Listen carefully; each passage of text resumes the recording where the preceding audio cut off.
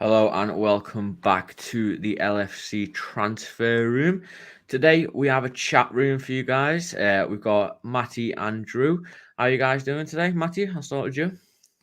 Not bad, not bad. Gutted to see United get beat, but I think we all expected it, to be honest with you. They're absolutely awful. So my heart goes out to some of the United fans, to be honest, because watching that every week must be grim. I personally, I'm not too bothered. No, they can get relegated for all I care. Yeah, I think the dream scenario is the Manx get relegated and Everton get relegated.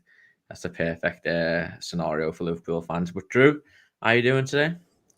I'm doing good. I caught up on sleep because I did not wake up for the Man U game. I already knew they were going to lose, so not too disappointed there. Hope City dropped points elsewhere, but focused on Liverpool's games. Excited for those coming up. Yeah, you just told me a controversial opinion before the stream starts that you're not a fan of the new Batman movie. No, I feel like I've crushed dreams when I've said that to the people I've passed by, and I'll stand by it though. But don't go into it here. It's the live buildings are in there, aren't they? You come to Liverpool to record part of the scene, Matty. I think I can't remember. I seem to come here to record. I haven't even been to see it yet. I'm not I think they did, you know. into all them films, but I am going to go and see it. But I'm not like a massive fan who goes and sees it straight away. So I'm purely going to see it just because it was filmed in Liverpool, to be honest. Yeah, enjoy your 3 hour long movie. But I guess we'll get on to the football talk. Again, guys, this is the chat room, so it's your show. Make sure you're getting any questions that you want asked in. Also, too, we have a new sponsor, as you notice at the bottom. New sponsor on the channel, something we're just trying out for a little bit. It is from Manscaped. So if you want free shipping and 20% off all products, make sure you use the code TR2020 for 20% off. So yeah, first sort of story we're going to go over today is the fact that Sadio Mane feels like FSG want him gone. There was a report come out from Football Insider, and basically Mane feels like that they're putting too much time into Salah's contract and they're not really focusing on him. He feels like that they should have agreed the deal, and he was hoping that they would have agreed the deal. There's been a lot of talk around Matty. Obviously, he's probably one of the more likely ones out of the front three to leave. Possibly, with Salah's contract looking to get signed and Firmino maybe being a backup. But what are your thoughts on this? That FSG want him gone? I think nobody leaves out of that front three unless somebody else is coming in the summer as well. As fans, we've been crying out for depth for years and years and years, and that's something we've finally found ourselves with after the arrival of Diaz. We've got depth. Do you know what I mean? Like José was on the bench the other week, and then Diaz isn't going to be starting. There's always going to be a world-class option on the bench for us. So you're not just relying on Origi, who also, when he's been called upon, has been fantastic really for us. So I think if one of them's leaving, it means somebody else will be coming in terms of that depth option. Because I can see Origi going as well, but I don't think we'll get rid of Mane. I think Mane's probably been tried as that false nine, as backup for Bobby, so to speak, and he's done it fantastically. So I think his performances in recent weeks has warranted him a new contract, in my opinion, because he's been pivotal in games for us. Yeah, Drew, would you agree, or would you maybe cash in on him in the summer and, as Matty said, maybe try and bring somebody else in? I think it depends on what he's asking for. I think, as sad as it is to say, I would love to have him around because I think he's a world beater on his day. But if he's asking for, 200, 300 grand a week at his age, and asking for like a 5-year contract, I don't see that being, a smart option at the end of the day with the likes of Luis Diaz coming up, Jota, and if we could get an alternative at a lower price. I hate to put numbers and statistics on it in that terms for finances, but that's the reality at the end of the day. And if he's demanding too much, I actually haven't, like, he's been weird. He's been putting in goals like in vital moments, which is always great, but he cuts a frustrating figure at times. Like, I was one who said that he did not have a good League Cup performance, and I'll stand by that. If you look back at the stats or at the highlights, he gave away 2 or 3 of the balls that led to direct counterattacks, and Chelsea almost scored off them. So he's been frustrating for me, but I still, like, he's one of my favorite players. I think Matty and I were talking on another stream the Champions League, when he turned Bayern like that year. I would have taken him over Salah and would have stood by that. But I want to see him stay, but if he's asking too much, I can't see FSG saying that's worth it. I mean, I'll put a hypothetical question to both of you. Let's say we do get rid of Mane. Let's say he is asking too much, and the club decide to cash in on him in summer. And let's say it's around 30 to 40 million. I think that's a reasonable price. Who would you bring in for him? We have been linked with a lot of players. A lot of Prem players as well. Harvey Barnes, Rafinha, Jared Bowen, Anthony from Ajax. Serge Gnabry as well. His contract's nearly up with Bayern Munich. So there's a lot of options. It doesn't have to be the players we have been linked with. But I'll start with you, Drew. Who would you bring in to replace Mane if he does leave?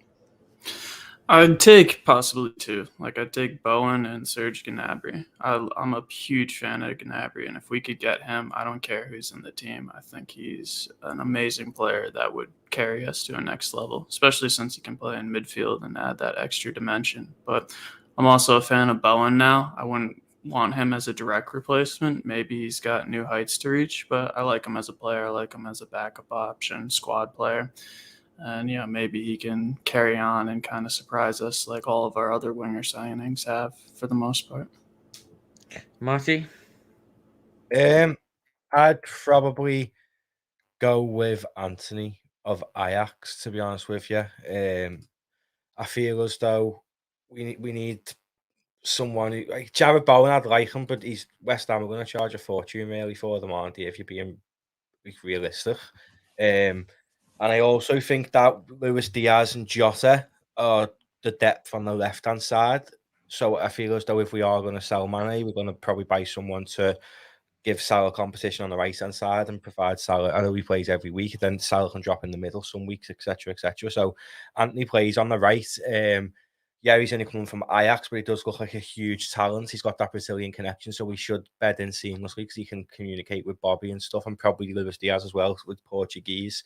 And he does look really exciting at Ajax, to be honest. But you never know. With Klopp, he always surprises us with players, to be honest. I suppose we'll never know who's coming in until the rumours really get strong. But I'd take Anthony, just purely on the basis that I think Jared Bowen would cost stupid amounts of money, where you should like if you could get someone like Anthony for like 25, 30 mil, and then you've got more money than to invest elsewhere in the squad.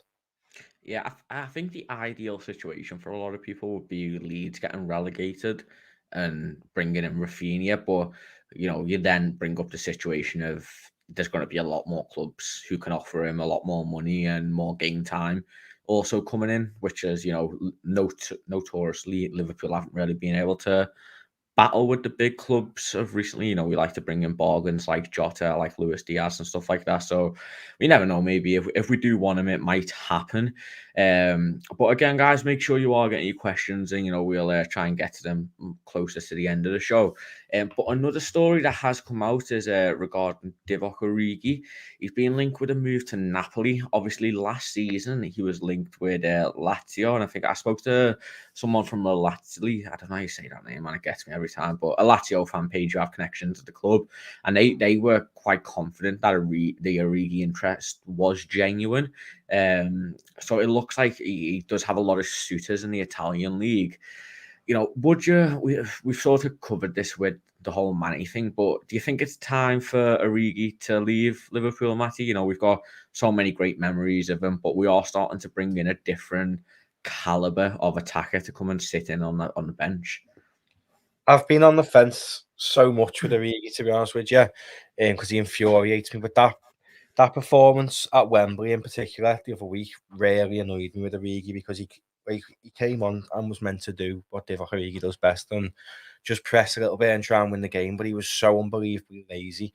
even off the ball. I don't know if it's shown on TV, but when Chelsea were attacking, he was just jogging back and he wasn't like pressing with the team, and it just winds me up. But it depends, really, because with Origi, you've half got to trigger his 1 year extension and then sell him, because otherwise you're going to be losing him for free, aren't you? So it's one of them. I'd extend it and sell him, because I do believe you can probably get 10, 15 million for Divock Origi. We're talking about a player who scored in the Champions League final, a Champions League semi-final. He's not just he may just be a depth option for Liverpool, but he's a starter in other sides and probably would start at Napoli. So you are talking 10, 15 mil, but we're going to have to trigger the extension first before we do that. And then you might be happy to just, I feel as though with Divock, he just wants that massive signing on fee as a free agent. So he's probably just waiting out. So if we give him that year extension, he's probably just going to wait out another year anyway. Yeah, I mean, there was reports last year that he would have preferred to stay in the Premier League. Not a clue why Newcastle didn't sign him over Chris Wood, because they would have got him cheaper. So that was bananas to me. But Drew, do you think it is likely that he does leave, and do you think Napoli would be a good suit for him in the Italian league? I'm completely baffled by Divock Origi. I have no idea what he wants. Like, it doesn't seem like he's trying to force himself into a starting position. I know that's far from the sight of reality from Liverpool with who we have starting, but it seems like he's comfortable riding the bench and like popping up every now and again playing the cup games. I don't like to see that with players. I like seeing Takumi Minamino coming out saying he wants to fight for his place. He wants to play for the club. So I think it's at the stage where, does Divock just want to collect checks and have the odd game, or does he want to play first team football week in, week out? And it's getting to the point for me where I don't like Matty said, I was, didn't even really notice him on the field after he came on versus Chelsea. And his heroic performances aren't coming against, the big sides when we need him lately. Not that he's had that many opportunities, but I just don't see him, we're kind of evolving past him at this point. So I'd say he should take the, first team football chance at Napoli if he's interested in, having a first team experience for the rest of his career. Otherwise, he's just going to be sitting on the bench. I mean, I think a lot of people sort of forget that Divock Origi is only 26 years old. I feel like because he's been at Liverpool for so long, it seems like, a lot of people are like, oh, he's this 29-year-old guy, he's just sitting on the bench. But it does seem like that's sort of what he likes to do at Liverpool. But let's say he does move to the Italian league, Matty. We've seen players like Edin Dzeko, this a bit more like higher profile, but Lukaku, unbelievable in the Italian league. That real physical striker who is good in the air, who's strong and physical, always does well in the Italian league. And what do you think he'd have a good career at Napoli, and maybe even push for like one of the best strikers in the league there? Potentially, yeah. I mean, if you look at Tammy Abraham, he was decent in the Prem, to be fair, but sure, he scored 20 goals or something for Roma this season. Like, he's been unbelievable since he's made the move over there. And I mean, Lukaku looks a different player in the Premier League to what he did in Italy just one season ago. So it's not the best quality of league. So Divock will probably find it nice there. He gets more time on the ball. And the thing with Origi is he's good when he plays off the last man. When he plays in that 9 position and plays off the last man, that's when Divock plays his best performances for us. So if he goes to like Napoli and gets that role in the team, I do believe that he'll do really well in Italy, yeah, to be honest. Hello, Mattis. I hope you said the name right. But how are you doing? Again, make sure you're getting your comments in. We'll try and get to some at the end. But another story that's sort of being floating around is Mohamed Salah signing a new contract. There was rumors of him signing it at 5 p.m. today, which, as we know, didn't happen. I've did a bit of digging into this, and a lot of the rumors come from Michael Owen, who just said that an announcement is expected soon. Michael, as much as we all hate it, Michael Owen unfortunately does still work as a club ambassador. And Daniel Agger doesn't. I'll always baffle me. but and then you've got the likes of Chris Khan and a few other in the nose tweeting announce the deal soon. But how I know we've this seems like a broken record now at the moment. But how important is this Mohamed Salah contract, especially with the likes of there's reports going around that Origi's leaving, Leeds are interested in Minamino. Mane doesn't, he's feeling unsure with the owners. But do you think this is the most important contract that's probably ever been, that could potentially ever be signed at Liverpool, Drew? Yeah, I do. I think we have the the best player in the world right now, and to lose him would be devastating, especially because it looks like he'll have another at least 3-4 years being at the top of his game with how he lives his life off the field. It looks like there's no outside reason, barring like a catastrophic injury, for him to not continue putting up these numbers. And he's pivotal. Like I mean, every Liverpool fan knows what he brings to the club.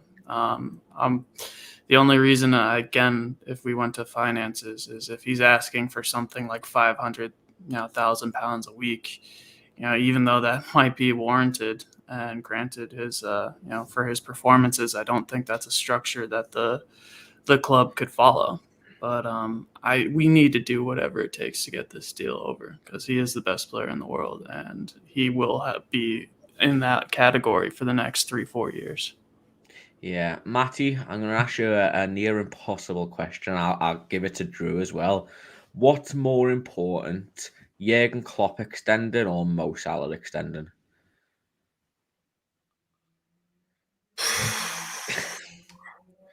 I can't answer that. As much as I want to see Stevie come in, I don't want to see him coming in 2 years. I just don't want Klopp to end, to be honest with you. But Mo Salah it's vital that contract gets signed. But I think the difference with the way FSG probably look how it is with Jurgen, if he goes, that's Jurgen's choice. He hasn't not been offered a deal. He probably will be offered a deal, and if he signs, he signs. Which I do think he probably will. By the way, if Pep extends with City, I do think that Jurgen will stay. But with Salah, I've said since the very start of this whole contract talk and streams months and months ago, I believe that Salah's contract's done and dusted, and they're just waiting for the right time to announce it. It is the biggest. It's going to be the biggest contract in Liverpool Football Club history. Let's not forget, like, Steven Gerrard didn't earn the amount of money that's being reported for Mo Salah. So it's massive. It's a huge, huge deal for the club. It's going to break our wage structure no matter what he's offered. He's already the highest paid player. So any more than that, it's going to break our structure as a club probably ever. He'll be the highest paid player, and rightfully so. If you take Mohamed Salah out of our team for the past few years, Liverpool don't win anything in my eyes. He's that important, and you build your team around players like that. And I agree with what Drew said. I think Salah's here for years to come. He's in the same mold as Messi and Ronaldo in terms of how he looks after himself, and football is literally everything. Similar to like James Milner, he's still playing now, 36, 37, and we're talking about giving him a new deal. Rightfully so, which I've said in other streams before. People don't agree with that, but I do think he's good to have a deal. But with Salah, if they're moaning over 150 grand a week, say for example that works out at, I don't know, I'm not very good at maths, Charlie. You might know quick maths, but over 3-4 years, can you then go and replace Mo Salah for that amount of money and wages in the same caliber of player? You can't. It's impossible. So the extra he's asking for, he deserves. And keeping Mo Salah, in my opinion, continues Liverpool to win everything. He's pivotal to the whole team, and his mentality rubs off on young players coming through. Someone like Harvey Elliott looking up to Mo Salah every day, like, that rubs off. Drew, I'll give you the same question. I know Matty didn't really answer it; he sort of avoided it, but I'm going to say from his speech, I'll go that he wants Salah more. But Drew, Klopp or Salah? I'd say if we lost Salah, we'd need to keep Klopp, because he'd be the only person I'd trust to be able to handle Salah leaving the club and build a team that could move on from him. Like, if Klopp left and Salah didn't sign, I'd be devastated because whoever comes in would have a mountain of a task to bring the squad up to the levels that we were with both of them. So I'll give the nod to Klopp because he built the squad that we have today, and already seeing the likes of Luis Diaz come in, and he's been arguably the best player on the pitch for us in the when he's been playing most games.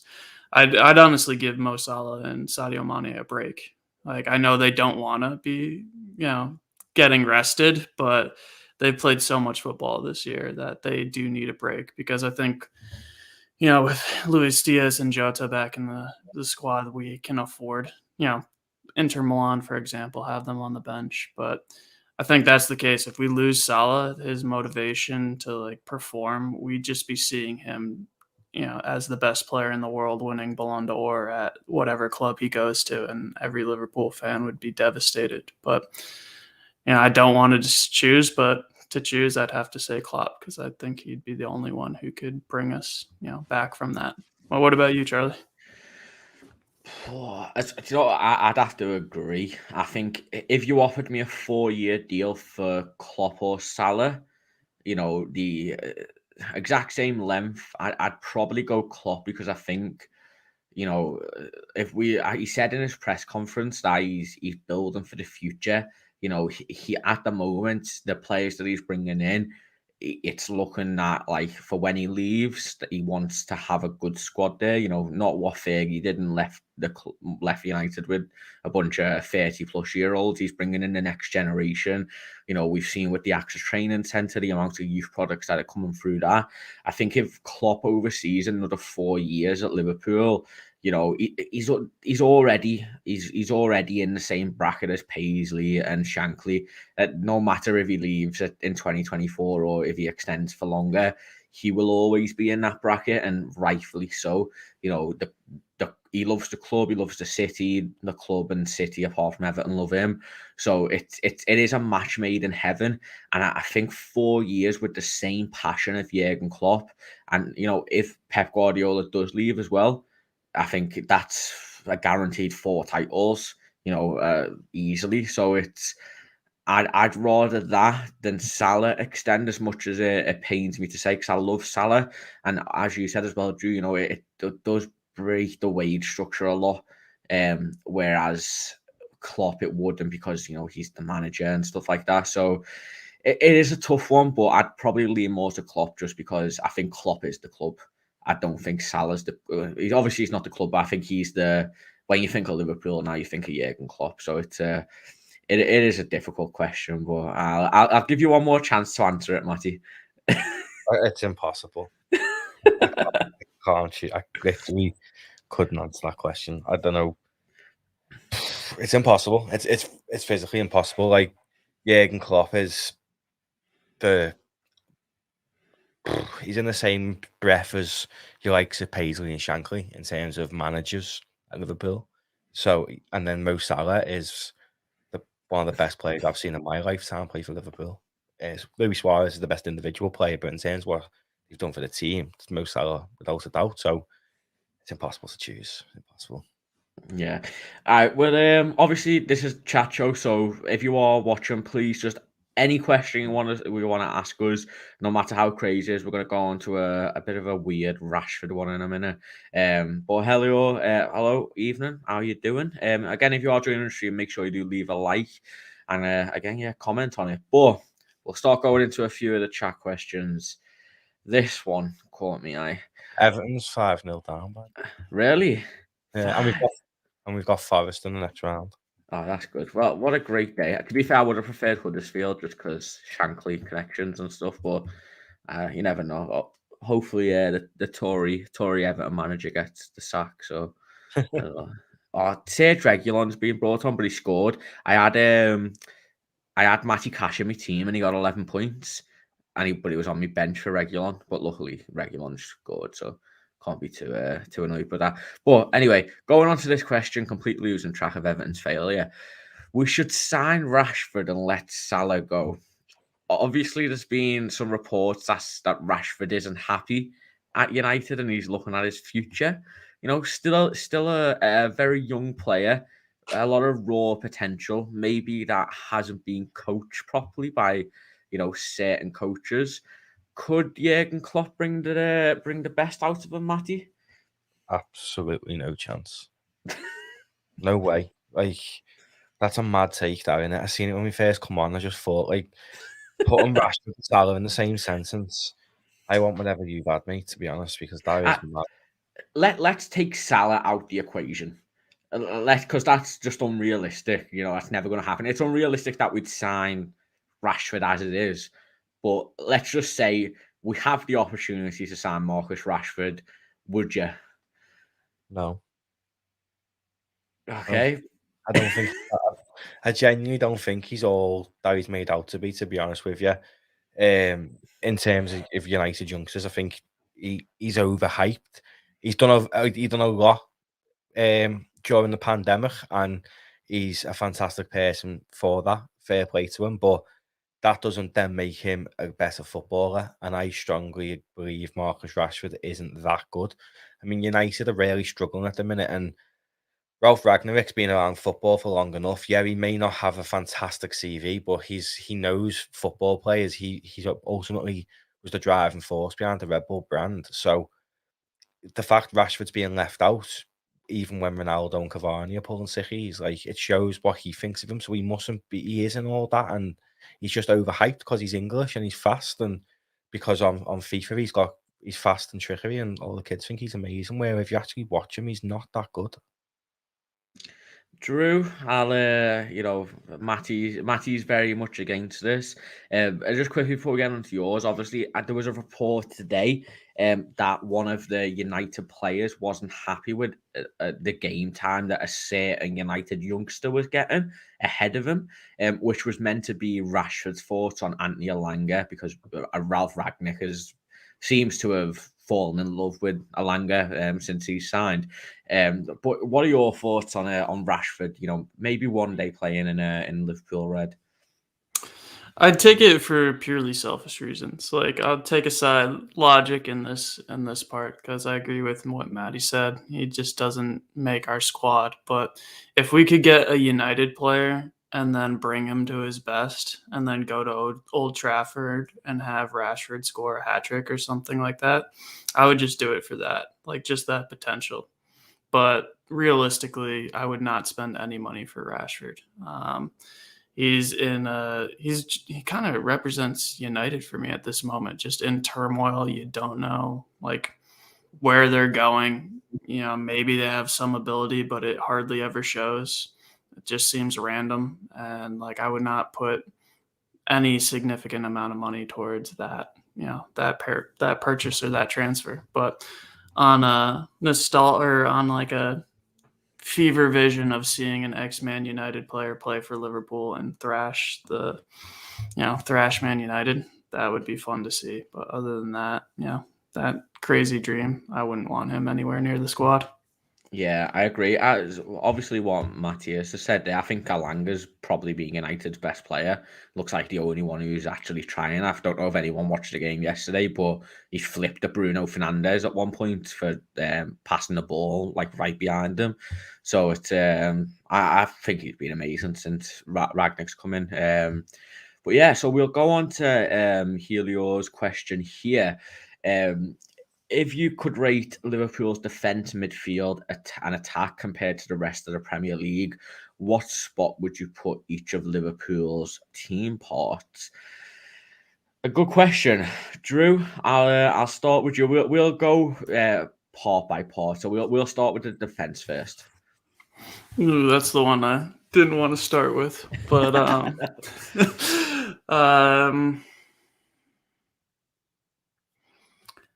think we're obviously in the top three. That shows. Maybe I don't. Yeah, I'd honestly say. No, we're better than Chelsea too.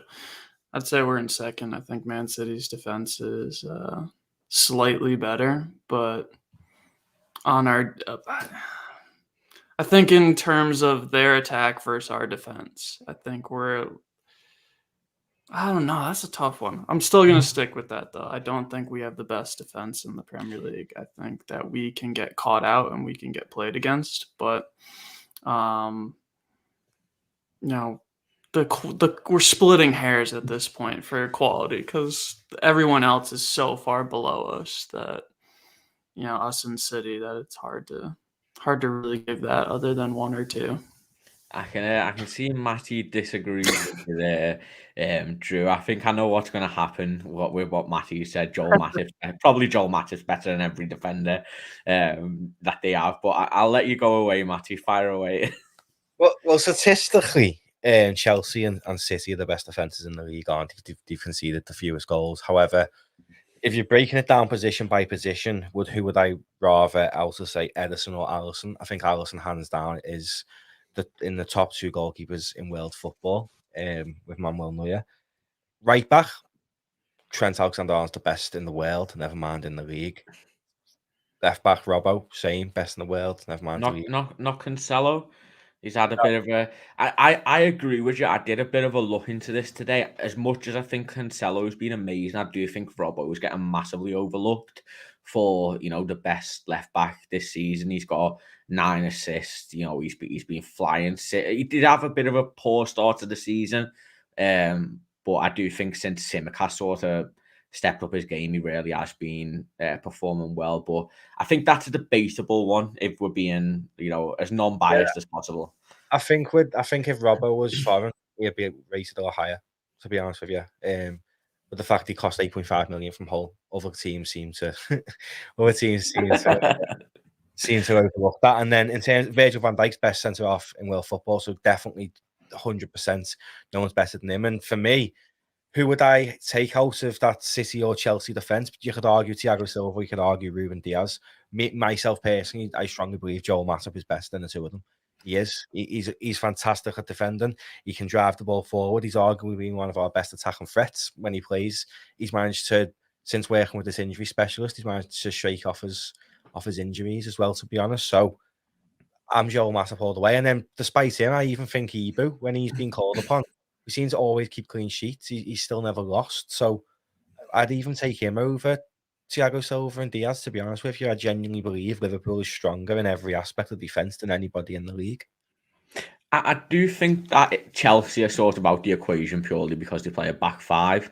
I think that sort of takes them out. You know, it's a defensive system that is always going to statistically be better. I think I'd have to. I think if we're going on Man City versus Liverpool, because they're, you know, as similar as possible, I do agree. I agree with you in every position apart from Matip. I'd probably have Luis Diaz over Matip. I do think this is by far Matip's best season, but I do rate Diaz, but I think that one's very close as well. I think that's a flip of a coin, similar with Cancelo and Robertson. But I'd marginally edge Matip into there. But we'll go on to midfield next. Matty, I'll start with you this time. Where you ranking Liverpool's midfield along the other Premier League clubs? Top, I think. To be fair, I mean, there's players I'd probably take from other teams for our midfield, but I think as an overall collective, I'd say we do have probably one of the stronger midfields in the league. We're talking about Fabinho, the best central defensive midfielder in world football, to be fair. Thiago, when he's fit, is probably one of the best midfielders in the world. The way he plays is fantastic. And then Jordan Henderson, on if we're speaking about players on the day, Jordan Henderson walks into any Premier League side, and that's just facts. I mean, yeah, he hasn't been fantastic the past few weeks, but if this is all hypothetical and rating them in terms of players performing on the day, then yeah, I do say we have got one of the stronger midfields. Drew, agree with him, or we put in a? I think we can agree it's probably between Liverpool and Man City again, maybe Chelsea, but if I think Jorginho gets in no side, so I'd put them out of that as well. I think the key word Matty said for me is on the day. So I was thinking in the last over 38 games, like kind of thing. But on the day, I'd back Liverpool every time. I think that they show up and perform astronomically on their day. See, on the day, I'll play devil's advocate here. I think Liverpool have got, on the day, two unbelievable players. You know, no doubt would walk into most Premier League sides, if not every, Fabinho and Thiago.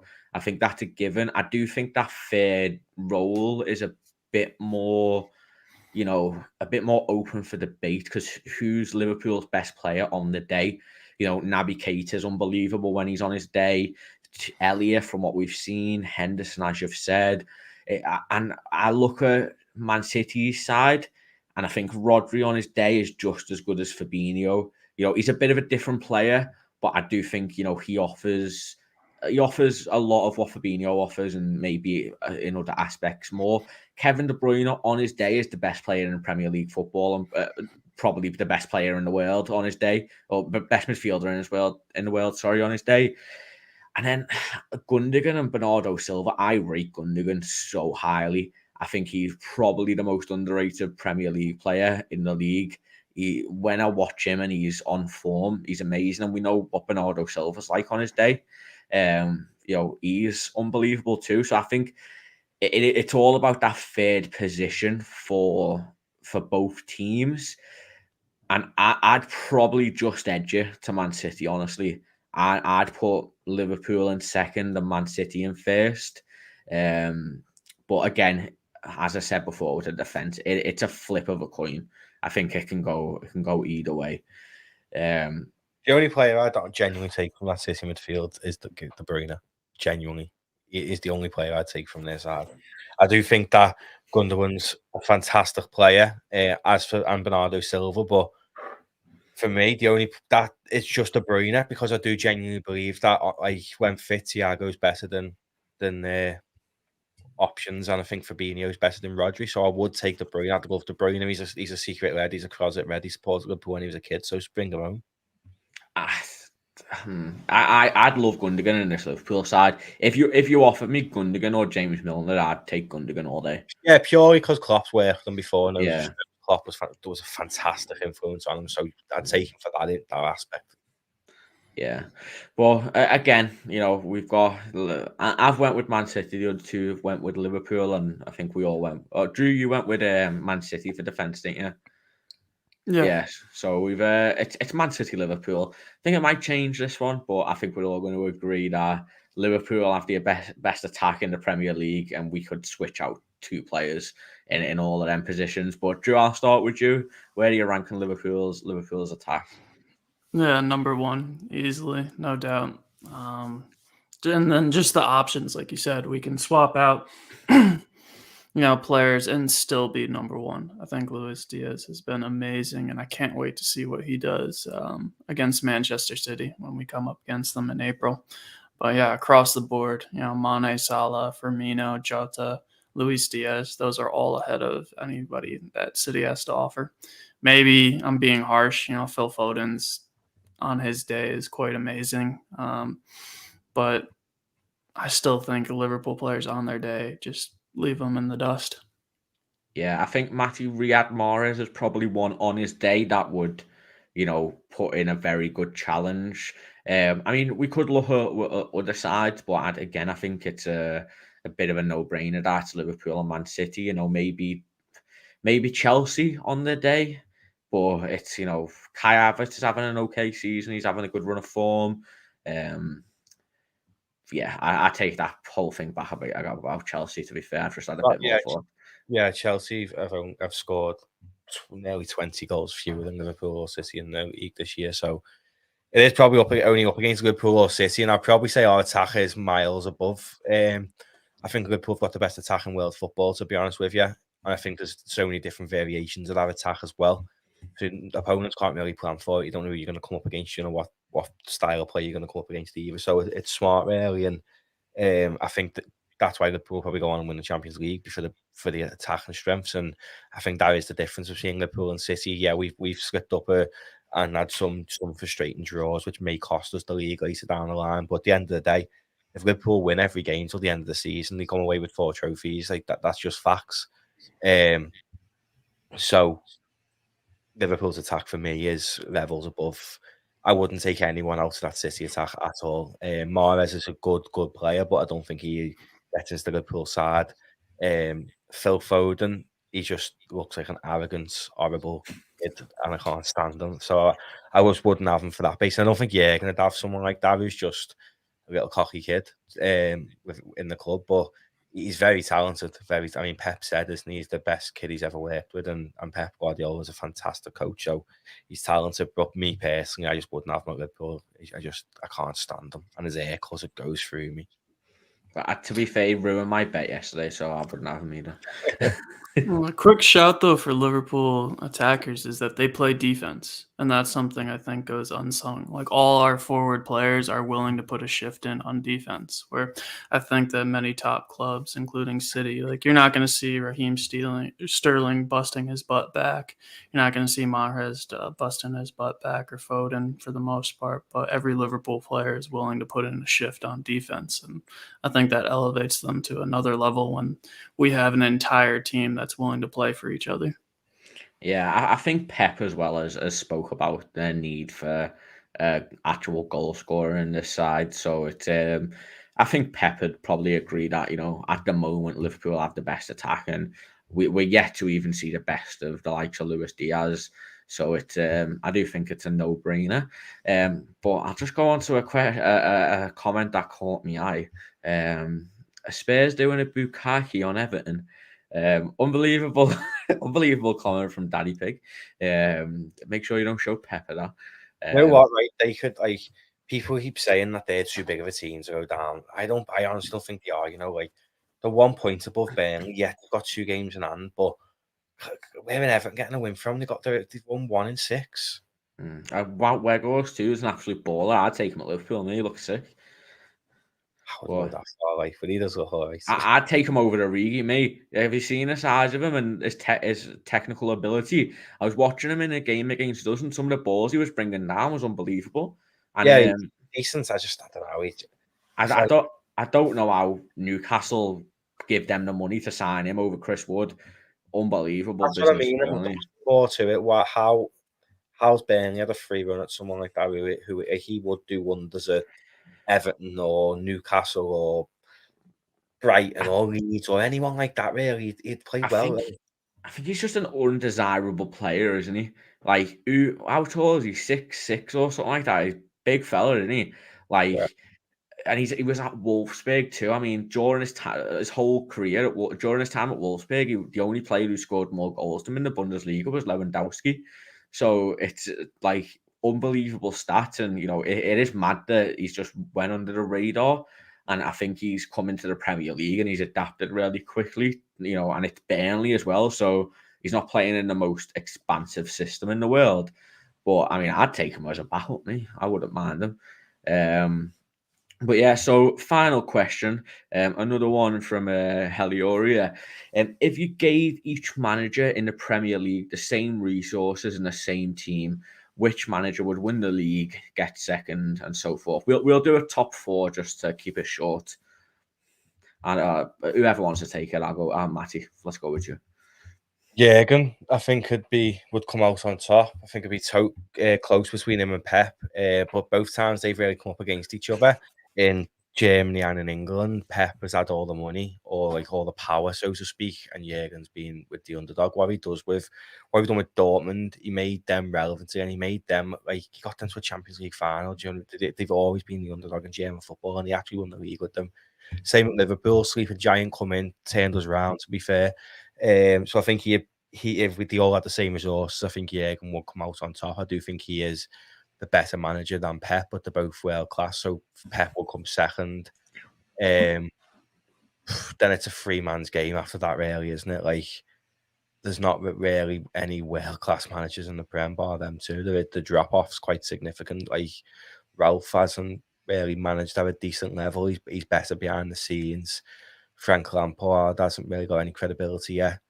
Steven Gerrard, I suppose, has won the Scottish Premier League undefeated all season, so that gives him some credibility, but still he hasn't proved himself in the Prem. So there's not many fantastic managers really within the Prem. Conte, I think, if we had the same resource, maybe at Spurs. I think he could maybe be third. I do think he's a fantastic manager, but other than that, I'd struggle to pick a top four. Conte definitely up there though. Let's do group, Joe. I'll give you your top two because I think our top twos are all going to be the same, and then we'll have a bit of a debate discussion on the other two positions. Again, guys, make sure you all get your comments in. Give us your opinions. We'll bring them up on screen and talk about them too, and leave a like and subscribe, the usual stuff. But Drew, your top two, I think it might be only between two managers, so I'll let you fire. Yeah, top two would be Klopp and Pep. I think it'd be interesting to see how much resources, because I think Klopp has shown that he can overperform with fewer resources, whereas Pep seems to only be able to operate given the best of the best. But that's what I'm curious. Like maybe Pep does do a job just because he knows how to get the best out of everyone when he has the best over 38 games. But I'd still back Klopp any day of the week. I think Matty made a really good shout with Conte for third. I think it's hard to look past him. Tuchel is another one, but he seems to be, like his 38 game management doesn't seem to be the best. You've seen Chelsea drop off. I know there's many different reasons for that, but I'd have him or Conte above him in that regards. And then maybe Tuchel or even Arteta for a shout as fourth. I'm surprised Arsenal have gotten this far. I'd still pick Tuchel over him just for the CV, but I'd say Arteta deserves a shout just for what he's done with Arsenal after the just ridiculous few years they've been through. I mean, to be fair with Conte, though, we're seeing this year, aren't we? Now he's went to Spurs. He's at his club where he doesn't have them resources like he's had at other sides. Even when he was manager of Inter, that was when they were getting backed by the Chinese firm, and they were just plowing money into them. So it's interesting to see him lose his mind so early into the tenure at Spurs, and he hasn't got all them resources. Tuchel, I think, still learning. To be fair, I do think that Chelsea wouldn't have won the Champions League if it wasn't for Thomas Tuchel, but his style of football, I think, is just so boring to watch. Anyone who plays five at the back, I hate watching it. So, but I think that is. I agree with Matthias's comments here. I do think that is probably the right way round in terms of top four managers in the Prem. And then it's anyone's game after that. You could argue Steven Gerrard would go above Arteta, even though Arteta's current league position's better. Gerrard hasn't been there all season. He's got more credibility in terms of going undefeated, even though it's only in the Scottish League, to play that many games and not lose one of them is a fantastic feat. So I don't know, but it's when you look at it like that, it's mad, innit, to think there's not many quality managers in the Prem. Sorry if you can hear me dog in the background. It's fucking freaking out. I don't agree with you. I think there's some great managers in the league. I think I backed Arteta massively to get. I had to fight for my life in our prediction to get them even in the top six, and it looks like they're favourites for top four now. That achievement's unbelievable with the squad that he's got. I do think he is still very naive as a manager in certain situations. They probably shouldn't have conceded 2 against Watford yesterday. But he's on the right track. Let's say that. Graham Potter, I think Graham Potter's an unbelievable manager. I think Brighton just isn't the correct club for him. I think he tries his hardest, but he just doesn't have the... It seems to have fell off, though, right? Do you know what? They always do it, don't they? They have an unbelievable start, and then they have some really good results. They did double over Chelsea. They drew against us. I think they beat United too. But then after January, you just hit a brick wall and sort of, they end up finishing in that no man's land where they're not close to relegation and they're not really close to pushing certain positions. I think that's what they are missing. They haven't got a terrible defense really when you put it into context. They've conceded 32 goals. When now you put into context teams around them, like Leeds, for example, have conceded 61. Everton have conceded 41. So they haven't conceded many goals, but they just can't find the net. That's getting beat because they just can't score at all. So I think Brighton are just an attacker away from challenging really. And Potter is a good manager, but it'd be interesting to see Potter in a big side. As much as I wouldn't want him to go to United. I feel as though that opportunity is there in the summer. So if he backs himself to take a big club, and United still are a big side. It was like when Liverpool were getting slapped when we had the Rio Janeiro, like we were still a big side. So the attraction of that is still there for managers, and maybe Potter tries his hand there. I think he needs to go to one of the bigger sides really, and prove himself there before you could give him real credibility in terms of what he's doing. But he is doing well down at Brighton. It just seems to that he just can't score a goal. Yeah, I mean, there's another couple of managers that I do want to bring up, and Drew, maybe you can speak about them. Brendan Rodgers at Leicester, it hasn't done a terrible job, got them into top 5 last year and just sort of massively faded off. But, he's a solid Premier League manager. He just doesn't have a backup like he did with Liverpool. He's got a plan A and hopes for the best. Eddie Howe at Newcastle, I think, is doing a great job. These ones I'm going to name now, I think, are a bit too premature to really be putting in there, but I think it's a good discussion point. Patrick Vieira, done amazing at Crystal Palace. What's his name? Thomas Frank at Brentford. I think he plays really good expansive football. I just don't think he has this squad to compete at the level in the Premier League. Off after Brentford. Yeah. Stay up, to be honest. I was quite excited to see them come up. So I do hope they stay up for a few seasons. It's good to see new sides in the Prem. Yeah, and another final two. Ralph Hasenhuttl recently linked with the United job. I think when a similar situation, I just don't think Southampton have the money to spend. I think if you'd put him in a decent squad, then he would do good. And someone who I've been extremely impressed with this season, and I think if it wasn't for the likes of Jurgen Klopp and Pep Guardiola, could have a very good shot at manager of the season, is Bruno Lage. I think he's done unbelievable at Wolves since he's come in, and the signing he's brought in with José has done really well. But Drew, I'll let you pick through that list. Do you think any one of them could make it into the top 4 who I mentioned? I'd actually throw up David Moyes too. As much as he's got the Everton and United connections, I think what he's done with West Ham has been very impressive. I think he's kind of hit his ceiling, but deserves a nod for one of the better coaches and one of the better managers in the Premier League. But I'm curious. I'm excited to see what moves forward with the Premier League. I think Matty made a great shout with Graham Potter for a Man United job. I almost think that they kind of could benefit with somebody like that. It reminds me of when Rodgers took over Liverpool, how everyone was kind of like, does this guy really have the presence to take on a top club? But I always say he was the stepping stone to Klopp. He kind of got the club headed in a new direction. And as it started to crumble at the end, Klopp picked up the pieces and carried it forward. But I'd say Graham Potter is a really good shout. Hasenhuttl is a good one.